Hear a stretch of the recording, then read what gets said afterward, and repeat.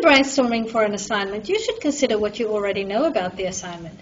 This would include things like what you've discussed in lectures and classes, things you've read in your tutorials, and so on. Also, think about the key concepts in the topic. Who are the key theorists or thinkers in this field, for example? Then start thinking about what you don't already know about the topic, as this will form the basis of further research. Think about where you will go and find the information that you need and how long it will take. As a guideline, note that a well-written academic essay that is appropriately referenced at university level often can take up to 2 weeks to write. Now, to demonstrate brainstorming, I'm going to use the following example topic. Android mobile phones rather than Apple iPhones should be the standard smartphones used in society. Discuss. Now, where would you go to find information about this topic? You could, of course, go to Wikipedia or Google, but this will be less fruitful than finding good quality sources from the library. For this particular topic, really good sources of information would be books and journal articles on this topic, as well as business reports from Android and Apple, for example, and statistics, for example, on the uses of these different types of phones. Now, putting your ideas together can seem quite complex, but there are many different ways of doing this. I'm going to demonstrate 4 for you. The stream of consciousness, using bullet points or mock presentations, matrix clustering of ideas, and mind mapping.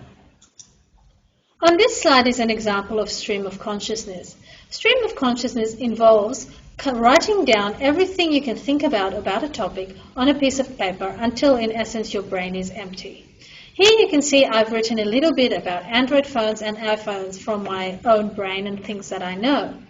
You will note that there are things that have question marks. These will highlight the things that I need to do further research for. Furthermore, your brain is kind of cool in that it organizes things into sections, and this makes it easier for you to put your ideas together. In this example, you will notice things about Android are all in one paragraph and things about iPhones are all in a separate paragraph. This makes it easier when trying to write your assignment later. This is bullet points. Now, I'm sure all of you have seen bullet points before. This is the same as the previous slide, but written in bullet point format. This is a bit more structured and easier to follow for some people. Mock presentations are another form of bullet points. In essence, you put the bullet points on things like PowerPoint slides or sticky notes, and move these around to organize your ideas so that your essay flows logically. Matrix clustering is a little bit more complex and involves organizing ideas in a matrix like the one shown below. Now, for this example, I have used the concept that Android phone screens break less easily as the topic for this grid. So you will see there's sections for who argues for this, who argues against this, the evidence they use, and the implications of either viewpoint.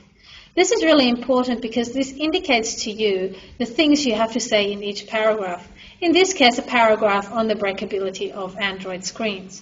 So you will see in this case, I've said who argues for the fact that Android phones break less easily, the makers of the glass of the phones, Gorilla Glass, and Android mobile phone users. The evidence for this is the Gorilla Glass study on screen breakability and an independent study from Smith and colleagues. And if this is in fact the case, the implications of this means that people with Android phones will have less longer-term costs for their phones. In contrast, who argues against this concept in this case is Apple. And what evidence do they have? They have a screen breakability testing report that refutes the Gorilla Glass claims. And then if this is the case, what are the implications of this? That would be that if there is no difference in breakability, iPhones would be just as good as Android in terms of screen breakability.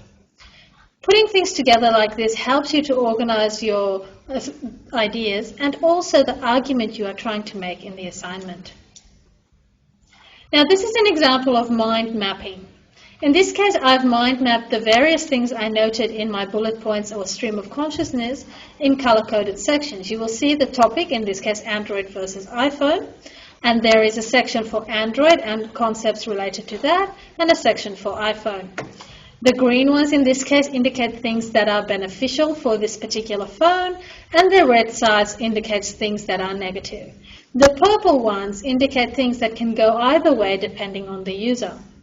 Using a mind map is much more useful for people who have visual styles of learning, as this helps organize ideas in a visual way.